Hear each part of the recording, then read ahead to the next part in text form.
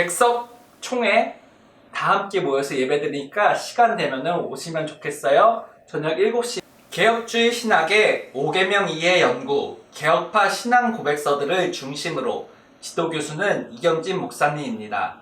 백석대학교 조직신학 이도현 박사 후보입니다. 제 핸드폰 번호입니다. 목차 제1장, 제2장, 제3장, 제4장으로 되어 있습니다. 서론입니다. 개혁주의 신학의 효 이해 중에서도 제5절 칼빈의 효 이해, 제6절 칼빈의 효 윤리와 그리스도인의 삶, 제7절 권위와 축복의 연결고리, 제8절 칼빈을 통한 제5계명의 확장, 제9절 10계명에서 제5계명의 위치와 권위에 대한 가치 분석, 제10절 언약신학의 제5계명 해석, 제11절 유교적 효 윤리와 개혁주의 신학의 효 이해, 제12절 개혁주의 신학에서 부모 공경을 실천하기 위한 성령론을 5가지로 나눠서 오늘은 살펴보겠습니다.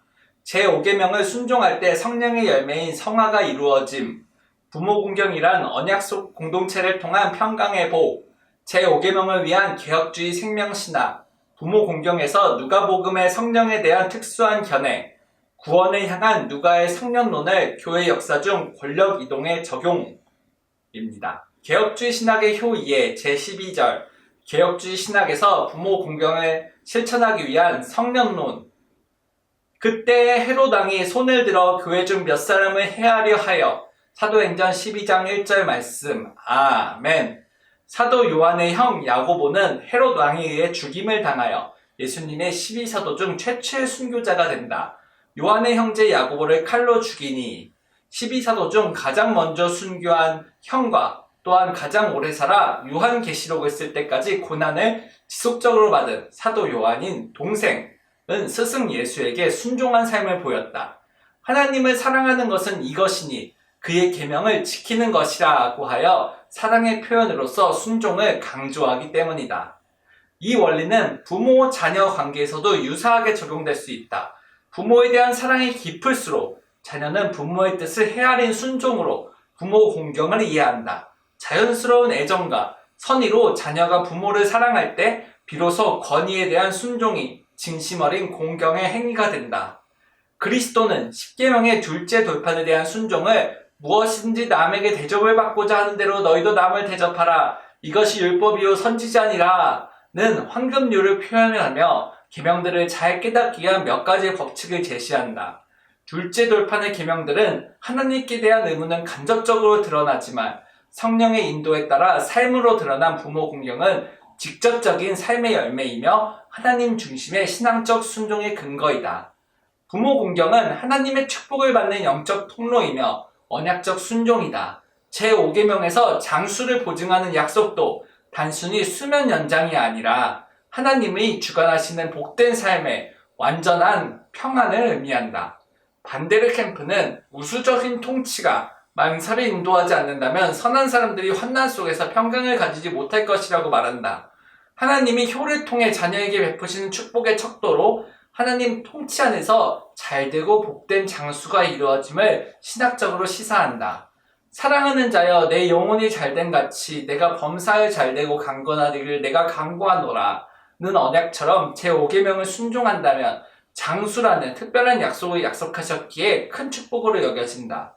부모를 사랑함은 곧 하나님을 경외하는 마음의 실천이며 이는 모든 신자의 성화와 깊이 연결되어 있기 때문이다. 부모 공경을 통해 주어지는 하나님의 축복은 양적 차원을 넘어 질적 차원에서의 형통과 안녕을 포함한다. 성경의 가족 메타포를 살펴보면 제5계명의 넓은 의미에서 부모 공경의 범위는 혈연뿐만 아니라 모든 권위자로 넓혀진다. 다양한 권위자를 부모로 묘사하는 것, 하나님을 공경한다는 것이 아버지를 공경하는 것, 신약에서는 예수님과 바울의 가르침이 이를 강화하고 확장하는 것, 언약이라는 점에서 공경의 태도가 번영의 열쇠이다. 제5계명은 너희 부모를 공경하라 라는 명령과 그리하면 뭐뭐 하리라는 약속, 조건절로 구성되어 있어 부모 공경과 하나님의 복이 인과적으로 연결된 구조를 이룬다. 특히 10계명 중 유일하게 순종의 결과로 땅에서 장수와 복을 누림이라는 약속하는 명령으로 이 땅은 이스라엘의 번영과 안정을 장수는 생명의 연장을 의미한다. 성서의 하나님이 본질적으로 타자를 향해 존재하시고 살아계신 분이기 때문에 하나님의 사랑과 은총과 자비는 반드시 외적으로 나타나게 마련이다. 어쩔 수 없는 타자를 향해 존재하시고 살아계신 성서의 하나님의 사랑과 은총과 자비는 반드시 나타나야 하는 것이다. 삼위 하나님의 질서에 참여하는 언약 백성으로서의 정체성을 실천하는 것이다. 하이델베르크 요리문답 제103호는 아버지와 어머니뿐만 아니라 모든 권위자에 대한 존경과 사랑을 강조한다.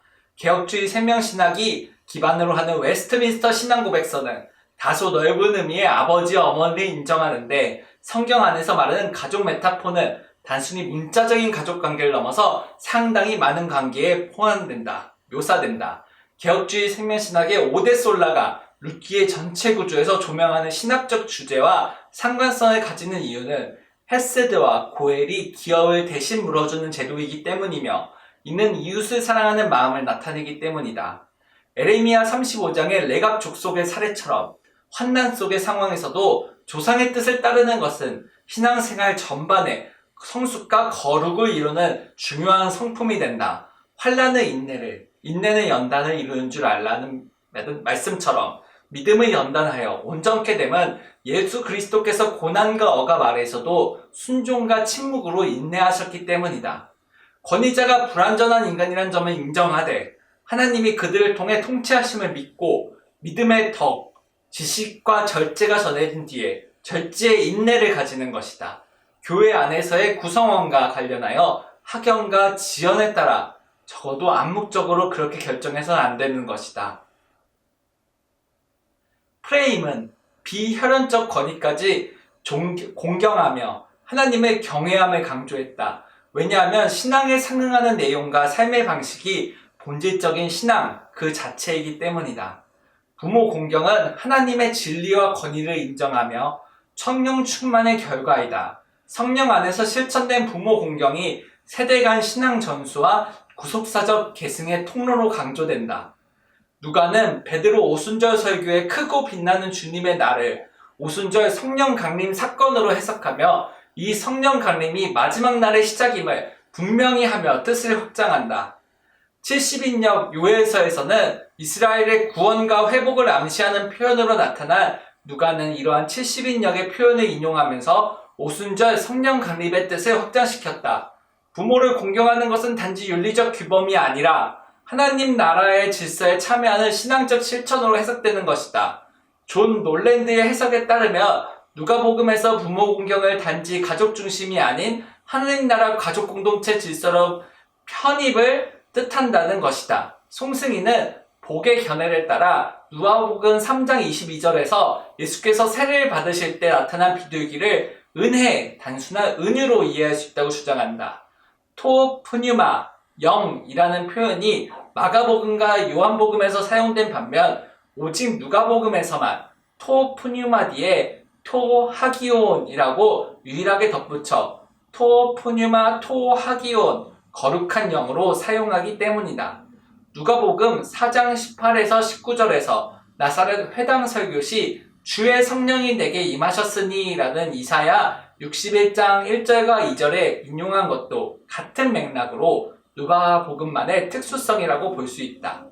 웨스트민스터 신앙고백서의 전통에서는 이러한 성령 안의 권위 질서 순종이 성령의 은혜를 경험하는 수단으로 제시되며 하나님 나라 공동체의 질서에 대한 순종과 참여를 의미한다. 성령 안에서 부모를 공경하는 것은 곧 신앙의 외적 증거이자 하나님 주권에 대한 실천적 고백으로 해석될 수 있다. 교회 권위 질서에 따라 하나님은 목회자, 장로, 권위자들을 세워 교회를 섬기게 하셨으며 성경은 신자들에게 이들을 존중하고 순종할 것을 가르치는데 부모 공경에서 배운 순종의 마음은 교회 생활에서도 동일하게 적용되고 성령에 기초한 복종의 뜻은 교회 내 복종은 강제적 억압이 아니라 성령 안에서 맺히는 사랑의 열매로 이루어진다는 것이다. 성도들은 성령의 인도하심과 은사에 의지하여 서로 협력함으로 교회를 세워간다. 동아시아, 특히 한국 사회에서도 효 문화를 강조하듯 부모 공경은 자녀 교육과 가정 윤리의 핵심 덕목이다. 이를 실천할 때 개인과 가정에 복이 임한다는 믿음이 전승되어 내려왔다.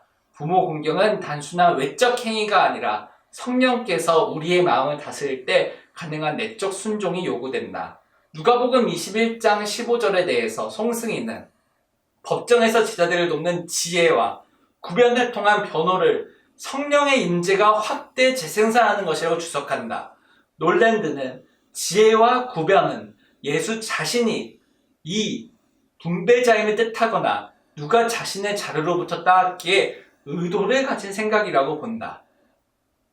한편 누가복음 12장 1절은 거기서 출교라는 개념이 나오는데 원래 유대교에서 회당으로부터의 축출을 가리키던 용어를 누가 요한은 의도적으로 구원으로부터의 출교라는 의미로 확대하여 사용하였음을 알 수 있다. 그동안에 무리 수만 명이 모여 서로 밟힐 만큼 되었더니 예수께서 먼저 제자들에게 말씀하여 가라사대 때 바리새인들의 누룩 곧 외식을 주의하라 이렇듯 구원으로부터의 출교로 확대한 것이다. 누가복음 3장 22절과 4장 18, 19절의 말 예수님의 순종도 성령 안에서 이루어진 내적 질서의 실현으로 해석된다. 성령 안에서 이루어지는 교회의 순종은 결코 감적 복종이 아니라 성령께서 맺게 하시는 사랑의 열매로 나타난다. 성령께서 내주하실 때 부모 공경을 할 수 있으며 교회 공동체에서의 성령적 순종과 권위 질서인 교회는 그리스도의 몸으로 성도 각 사람은 그 몸의 지체로 그렇게 여기기 때문이다. 사람들이 직접 참여해 흘리는 피의 원인을 제공하는 신앙과 삶의 이유였고 통합의 원리가 된다. 제5계명은 율법의 요구로서가 아니라 성령의 내적 새 사람됨의 표현인 것이다. 바나바와 사울이 부조의 일을 마치고 마가라 하는 요한을 데리고 예루살렘에서 돌아오니라. 사도행전 12장 25절 말씀입니다. 기도하겠습니다. 하나님 아버지 감사합니다.